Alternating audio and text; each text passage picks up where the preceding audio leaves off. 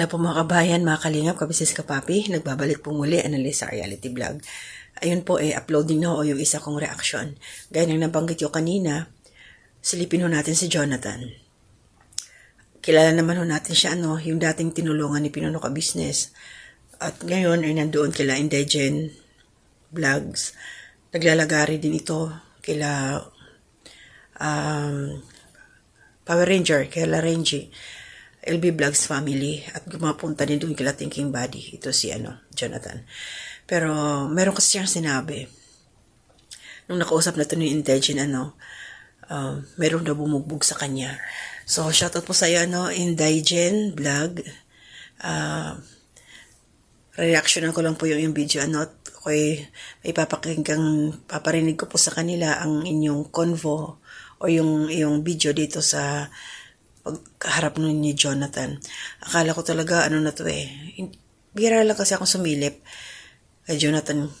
Kasi bihira rin naman silang mag-vlog. Nung napanood ko yung kay Thinking Body, shoutout 7 days ago. Then, pumunta siya kay Power Ranger, 6 days ago. At ito ngayon kay Indigen Vlog. So, dito tayo iikot sa mga iniikutan din yung ni Jonathan. Minsan pumupunta din ito, shoutout dun kay Kagwang Wakiwak Official. So, ito po. Ako hindi naniniwala. Ewan ko lang. So, pakinggan ho natin. Kung talagang binugbog ito siya, may bumugbog sa kanya, nitsura ni Jonathan. Boses na paparinig ko sa inyo. Panoorin nyo na lang ho. Bisitahin nyo dun sa channel ni Indigen Vlog para makasupport din ho tayo. Ito yung kanilang conversation. Doon, wala ka naman. Kahapon, pumunta ako doon, umuulan, wala ka. Bumili ako ng tinapay sa kasama si Atibida. Umuulan, wala ka. Saan ka ba nagpunta? Saan ka nagpunta? Yung tao. Salma. Salma. Sapat na muna.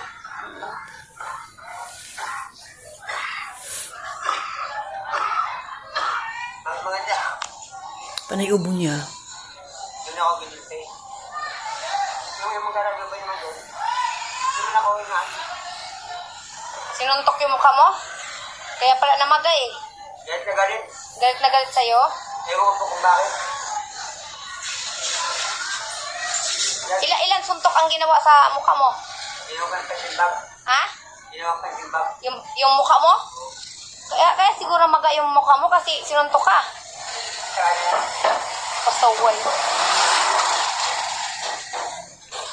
Mga ilang suntok ang ginawa sa mukha mo, namagay. Buti di dumugo yan. Wala lang. Ibig sabihin, nagpasuntok ka lang din? Ayaw ko naman. Ay, kung alam mo, Jo, isang suntok sa'yo, Jo, tumba ka. Mali na tao lang. Maliit na tao? Duruin mo yan, sinuntok ka, nagpasuntok ka lang ng 7 o 8 suntok sa'yo, kaya mukha mo pala namagay, ganun pala na epekto eh. Ano kasi? Nalagay lang. Ay, maliit? Maliit sa'yo yung tao? Oo. Eh kung malaki yan. Bako. So, yun pa na mga kabisnes. Dahil nga hinahanap na ito ni Indigen si Jonathan, binugbog daw siya 8 hanggang 9 na beses. Kaya namamaga daw yung mukha. Ang tanong, bakit kaya siya binugbog, Kung totoo. Alam ko yung lugar na yun, yung sa Almar doon siya tumatambay. Siguro, kung binugbog man siya, sinuntok. Nagpasuntok na lang, wala man siyang kalakas-lakas. Ayon sa kanya, maliit naman daw yung bumugbog. Baka yung mga tambay doon, mga palaboy doon. Baka hindi mayroon siyang, baka hindi nagustuhan o nakita yung action niya ba, hindi natin sure, Kasi kung makikita mo si Jonathan, dito lang sa video, talagang ang na niya, as in malala. Iiwasan talaga ng tao. Ayun, pasalamat na lang siya. Diyan nakalakad pa rin, kahit pa konti-konti. At ayun na nga, dito sa comment section, habang pinanonood ko yun, yung vlog na yun ni Indigen, meron na isang nag-comment doon. Shoutout po kay Sir Leon Guerrero. Sabi niya, sabihan mo Ate Jen, kay Jonathan, kapag mahina na, doon na tumambay sa sementeryo para hindi kayo pahirapan pa. Alam mo, kahit ako naisip ko rin yan dati, ganyan. Kasi sobrang katigasan ni Jonathan. Wala na yung gamot niya. Isinuolin na ni Ate Jenny sa barangay. Binalik na para mapakinabangan ng iba. O ito ngayon, ang inaantay na lang nito ay talagang bawian siya ng buhay. Ang ano ni Jonathan, yung mindset talaga, pera-pera lang talaga siya eh. So, kay Thinking Body, napanood ko rin yung vlog niya about kay Jonathan. Hindi niya talaga binigyan ng pera.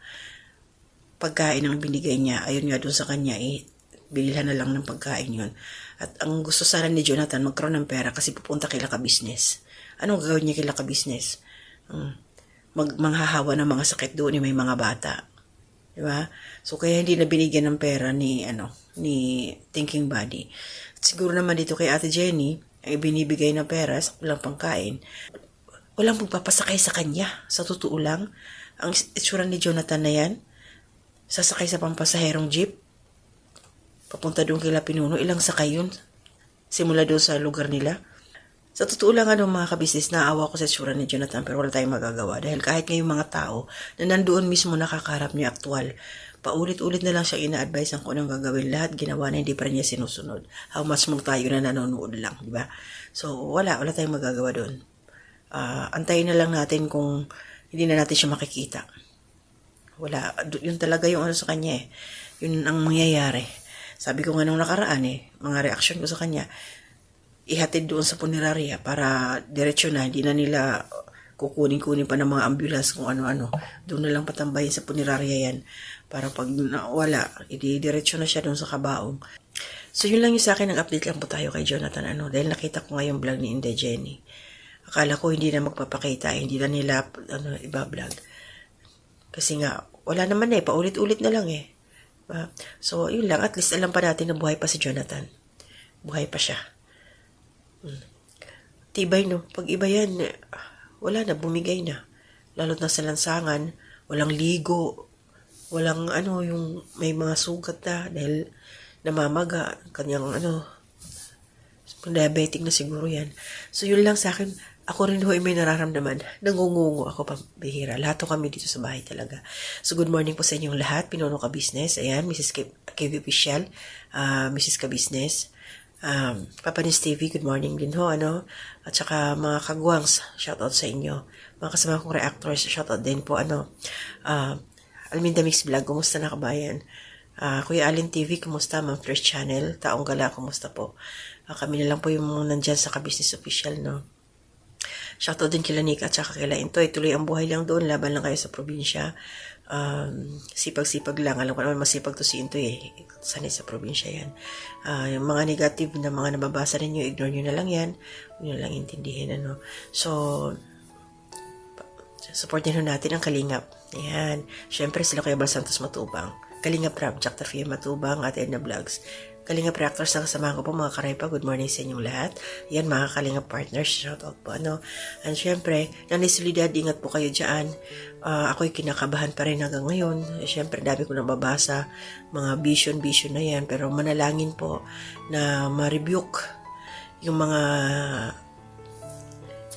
sinasabi nilang may parating pang bagyo, nabas malakas, may nabigwan, may mga tsunami. Pray lang ho. Pray lang talaga. Mga lahat dyan sa Cebu, mag-iingat kayo palagi. Always pray lang talaga.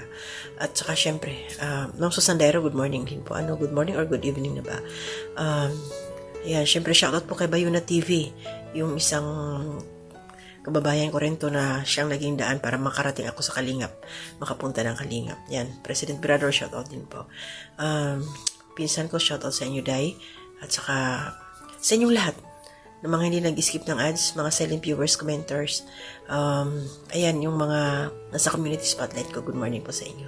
Salamat sa suporta. So, ingat po tayong lahat. Pray lang talaga. Ay, bukas po may panunuorin akong ang hilig ko nang manood ng mga kababayan, yung tarot reading ba. Ayan. So, maraming salamat sa inyo, So, hanggang dito na muna. Mga ka-business, pasensya na kayo. Salamat sa suporta ninyo. Mag-iingat po palagi. To God be the glory.